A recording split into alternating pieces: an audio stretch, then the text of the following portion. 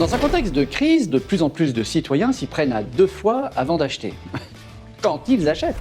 Le prix, la protection de l'environnement, la proximité, la solidité sont autant de critères qui comptent. Qui comptent et qui rapportent grave, comme disait James. Non, avouons-le, il nous est tous arrivé de nous poser ces questions. Mais comment est fabriqué le produit? Consomme-t-il beaucoup d'énergie? Est-il produit dans des conditions socialement responsables? Est-il recyclable? Et où sont mes clés? Il y a de quoi s'arracher les cheveux, hein. La preuve. Mieux manger, c'est protéger sa santé. Préférer des produits moins énergivores, c'est ménager son porte-monnaie. En quelque sorte, moins c'est plus. Ou en anglais, less is more, ou my is mass, ou bien encore, plus c'est moins, comme disent les Belges. Et les exemples sont multiples. Tiens, en 2014, près de 2/3 des Français déclaraient que la crise invitait à revisiter notre modèle de consommation. Et si c'est possible au niveau individuel, ça doit aussi l'être au niveau des collectivités, vous croyez pas? Non, mais non, mais taisez-vous, ça va, c'est pas une question. La commande publique représente en France 10% du PIB et 150 milliards d'euros dépensés. C'est dingue. Alors il est temps d'aller encore plus loin dans les politiques d'achat durable. Oh, mais si, dis donc, Kéo, il est temps là. L'Agence régionale pour l'environnement et l'éco-développement, l'ARG, accent aigu, PLE, enfin l'ARP, quoi, est là pour vous aider. Hein, aider AIDER. Transport, construction, fourniture de bureaux, espace vert ou espace jaune, hein, pour ceux qui aiment planter du tournesol, restauration collective, dans tous les domaines, il est possible de privilégier l'achat responsable qui fait de la commande publique un véritable levier pour le développement local et le bien-être des citoyens. Bah, si, c'est possible. Si, c'est possible. Si, je suis désolé, si, mais alors ça, c'est possible. Ah bah oui, il faut un petit peu de volonté, c'est tout. Mais tenez, puisque vous êtes sympa, je vais vous donner quelques petits exemples méditerranéens. Oui. Doucement, hein, sinon je vais évacuer la salle. Je vais vous raconter l'histoire d'un type qui s'appelait Germain, et qui était super angoissé. Il voulait aménager un nouveau rond-point dans sa ville. Mais bah, ça arrive à tout le monde au moins une fois dans sa vie d'avoir envie d'aménager un rond-point. Alors s'il vous plaît, ne lui jetons pas la pierre, hein. Germain voulait que ce rond-point soit le moins consommateur d'eau possible, pour y mettre des fleurs et des jolies plantes ornementales. Oui, mais alors, lesquelles choisir? Quels sont les moins gourmands en eau, hein? Ah ben le Germain, il n'en dormait plus de la nuit, hein. Eh bien, à Fort-Calquier, ils ont trouvé la solution en mettant en place une gestion différenciée des espaces verts. Ça veut dire que là-bas, on dit halte aux produits chimiques qui polluent nos ressources naturelles, qui menacent la santé des agents, des citoyens et qui font pousser de drôles de légumes. Depuis 2009, à Fort-Calquier, on pratique un désherbage alternatif. Alors ça ne veut pas dire qu'on désherbe une fois sur deux. Oh ben non, on différencie les zones à désherber selon leur niveau de risque environnemental. Et on choisit des techniques autres que l'épandage de produits chimiques.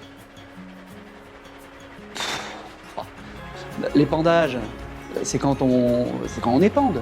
Vous avez déjà épandé des trucs. Ça vient du verbe épander. J'épande, tu épandes, elle épande. Et pendant ce temps, enfin, tout le monde y gagne. Hein, la commune qui limite ses dépenses, les agents et les habitants dont la santé est préservée, la faune et la flore qui sont protégées. Merci. Merci, ça fait plaisir. Tiens, autre exemple. Pas simple de garantir une alimentation bio et de proximité pour une collectivité. Problème d'approvisionnement, de code des marchés publics. Il est nécessaire d'être innovant pour contourner les difficultés. Tiens, je connais un autre type qui s'appelle Jean Bertrand. Oui, bah, ça va, je sais, le prénom est pas terrible, enfin il l'a pas choisi. Bon, eh ben, il a été interné en maison de repos parce qu'il n'arrêtait pas de se prendre la tête avec des questions du style faut-il utiliser des gobelets réutilisables ou des gobelets jetables en plastique?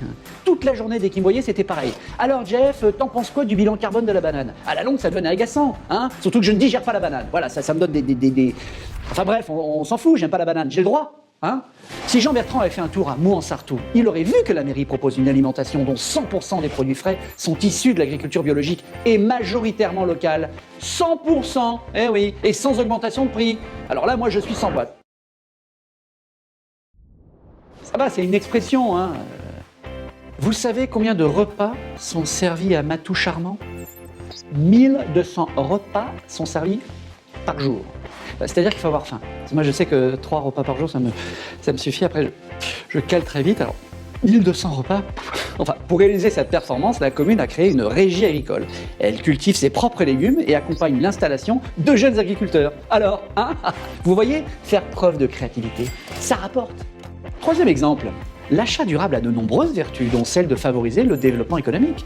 La communauté d'agglomération dracénoise a mené une démarche facilitant pour les TPE et les PME locales l'accès au marché public du territoire. La recette, information, formation, simplification des procédures administratives, 250 grammes de farine et n'oubliez pas une petite pincée de sel. À Vitrolles, le développement économique a pris la forme de clauses sociales dans les marchés publics. Oui.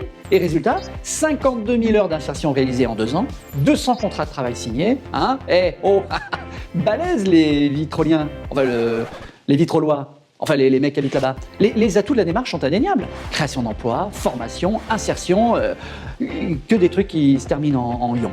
En conclusion, les exemples en PACA sont nombreux et touchent à tous les domaines de la commande publique.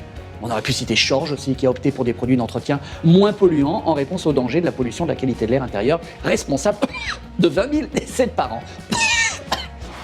Mais c'est pas moins propre pour autant, Allez faire un tour à Chorges, vous allez voir, c'est nickel. On mangerait par terre. Moi aussi, je peux le faire.